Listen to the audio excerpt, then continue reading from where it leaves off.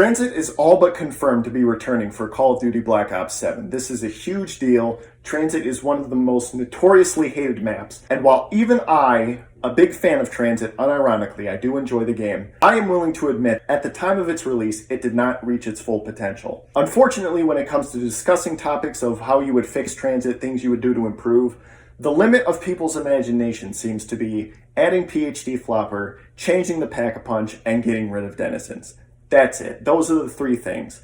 They don't add any new mechanics, they don't add new game modes or new areas to play in or new anything. Just those three things.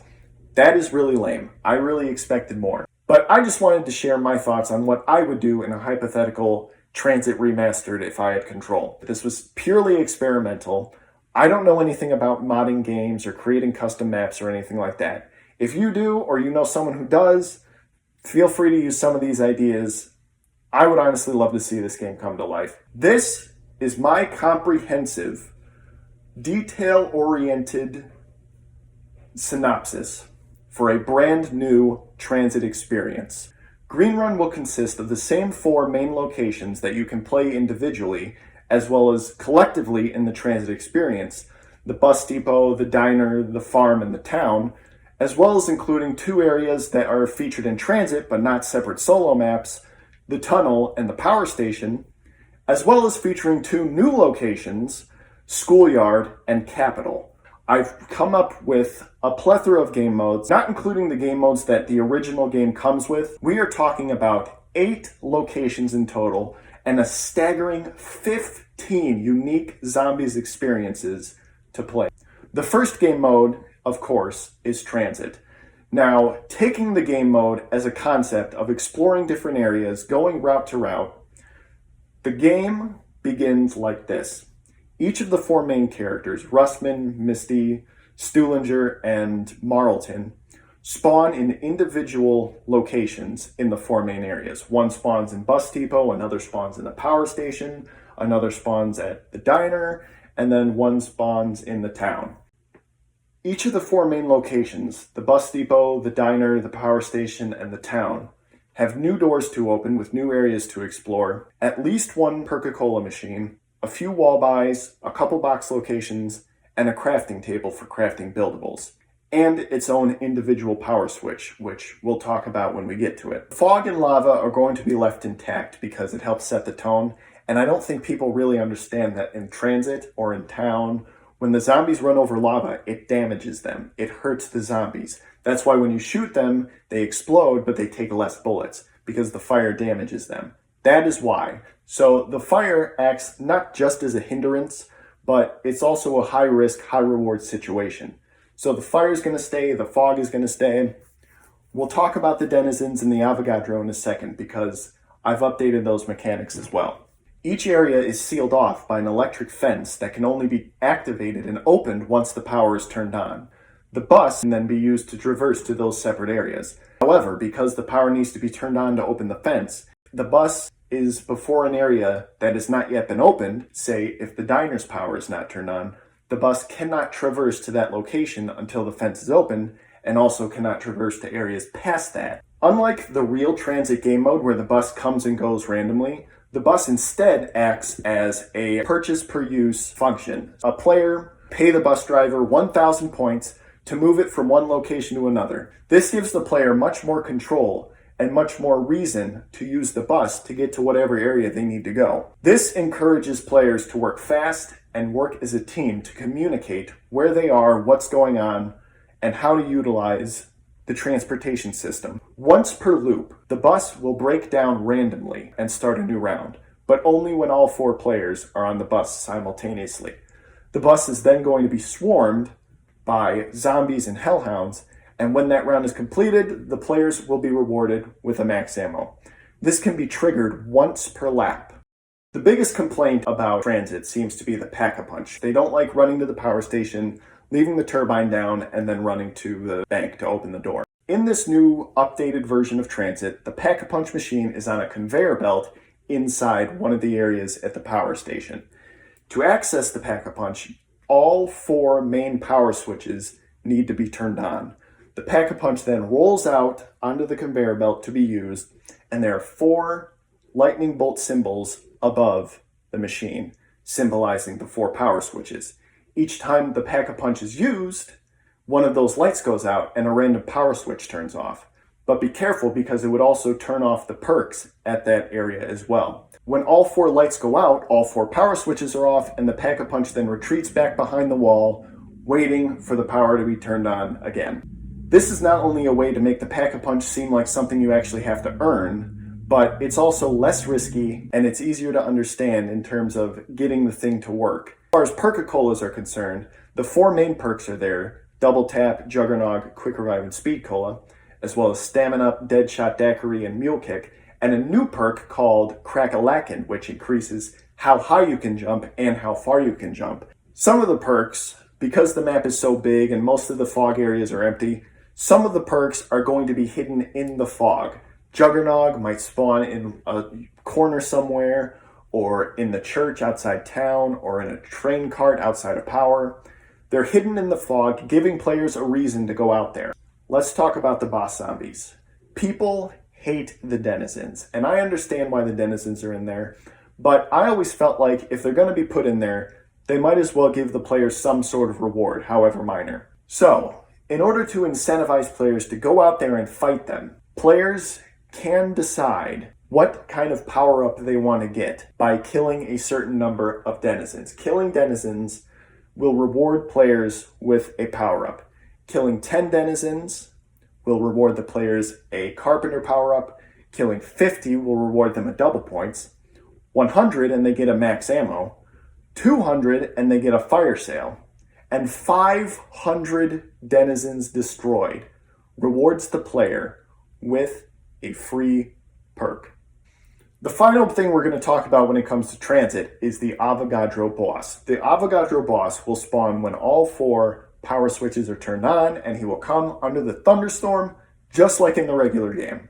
However, how you defeat the Avogadro will determine which reward you get. If you melee him to death, players will be rewarded with a max ammo.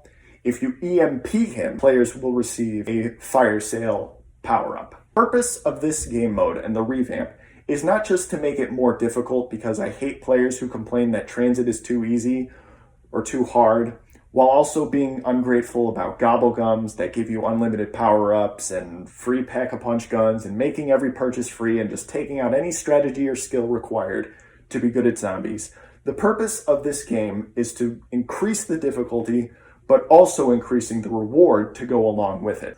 Next, we're going to delve into the different game modes that come with this new expanded version of Transit, the Epic Transit universe. Like I said, I came up with 15 concepts for different games. This includes the games that already exist in Transit. Except for Transit, as I've already described, Grief, Turn, and Survival will stay essentially the same. But I did come up with a plethora of game modes myself that I think could be fun and work in a big, epic Call of Duty Zombies experience. The first of those game modes is called Handyman. The idea of a post-apocalyptic zombies world where you're forced to live off the lay of the land has a lot of potential. So Handyman is basically 4-player Transit, except there's no perk system, there's no point system. It's simply a survival mode using the buildables at hand: the turbine, the turret, the jet gun, and 2 new buildables, the slingshot and the freeze ray. The slingshot acts as an explosive that attracts zombies, a la monkey bombs, and the freeze ray can be used to freeze zombies as well as lava for a short period of time. Probably the most exciting concept that I came up with is expanding on the Tower of Babel Easter egg. Now, if any of you have played the Transit Easter egg, you remember that the concept is choosing between Richtofen and Maxis. However, if you delve into the zombies lore, you'll remember that the TV and farm conveys messages from people from around the world talking about how they are dealing with the onset of zombies, as well as trying to deal with the communication with Richtofen and Maxis in electronics. Several of our party began to hear the voices, and their competing instructions and incompatible demands drove a wedge down the center of the camp. Tower of Babel expands that concept into a 2-team 4v4 competitive zombies experience. One side will follow Maxis, the other side follows Richtofen, and the 2 sides are competing and battling it out to see which side will reign supreme. Maxis, of course, needs to power off, so those players would be equipped with EMPs. They can also purchase perks and pack-a-punch when the power is off. On top of the new buildables that are introduced, the freeze ray can freeze players and zombies. The slingshot explosive can be used to send zombies to an enemy player to trip them up. Lots of different strategies can be implemented, lots of different ways to play. It is designed as an intense, fast-paced, lethal game mode where only the strongest survive. Tombstone, being exclusive to the Tower of Babel game mode, would work much differently than it did in the real game. In the real game, it doesn't really incentivize teamwork, so all I did was tweak it to make it good to use against your opponent. A player that goes down while equipped with Tombstone turns into a zombie themselves, like Turned, and has a limited amount of time to kill an enemy player. If the player is successful, they get all their stuff back, perks and all. If not, they simply respawn the next round with a starting pistol. I think it's only fair to say that Tower of Babel being conceptually two teams trying to destroy one another, think of it like Grief on a larger scale. The rewards and the punishments should reflect the stakes of the game. The rewards are great, the punishment is lethal. It is the meanest, cruelest punishment, forcing teammates to play as a team and not fuck up. If the Maxis team wins, they are rewarded with PhD Flopper protecting them from lava. Simple. If the Richtofen team wins, they are rewarded with a lantern power-up that protects them from denizens in the fog. The losing team has their weapons, perks, buildables, points, and equipment confiscated. Gone. They are left with just a knife. Knifing zombies and killing zombies does not reward points. They are no longer able to access the bank or the buildables or the perks or anything. They are left completely abandoned. Nothing. They get nothing. Failure is not rewarded in John Doe's world. However, that is not the end. The game officially ends when all 4 players on one team are dead. So even if you manage to lose everything, you still potentially could win the game if you are skilled. It forces you to be the best. Coming up with these crazy game modes, I wanted to make something that was challenging, but also fun and also rewarding, while stressing the fuck out of everybody because I'm a crazy person. The next game mode we have is very self-explanatory. It's called Race, taking place in the tunnel. Players can race each other to the end of the tunnel while warding off zombies and denizens, etc. Very straightforward. The next game mode is called Flesh and Steel. It acts as a hide-and-seek sort of game where players are trying to find hidden objects. Each object that you find rewards the player a point. First player to 5 or 10 or 15 points or however wins. They will also be contending with zombies. Also very straightforward. New game on our list is called Gun Game. This is also very self-explanatory. Everybody knows Gun Game. Shooting zombies with guns until you reach the final one, then you win. The next game mode is called Wonder Roulette. This is a new game mode that I came up with because people like wonder weapons. They like all these different things. Wonder Roulette is essentially a solo survival game mode where player spawns with a random wonder weapon per round, and as the round ends and the new round begins, that weapon is swapped out for a new wonder weapon. So you could start out with the Wonder Waff on round 1, then you would get, say, the wave gun from Moon in wave 2, the scavenger, lightning staffs, etc. One of the game modes that was cut from Tranzit that could have been was called Meat. Players would be throwing meat to each other to attract zombies to the other team. This is back. We're going to bring it back. Meat stays the same. The next game mode on our list is called Boss Rush. This is a new game mode testing every strategy you have to survive. This is one of the most insane ones too. It is not the most insane one. I would argue that Tower of Babel is crazy considering how lethal the punishment is. But Boss Rush consists of 4 players in one of the isolated areas fighting wave after wave of zombies while also dealing with an army of bosses coming after you. George Romero, the Panzer Soldat, the Pentagon Thief. All these bosses coming after you constantly, non-stop. It is a high-stress situation. Up next, we have Alley-oop. This is exclusive to the Capital map, which is introduced in my new game. It's basically a multi-level skyscraper a la Die Rise with different methods of transportation.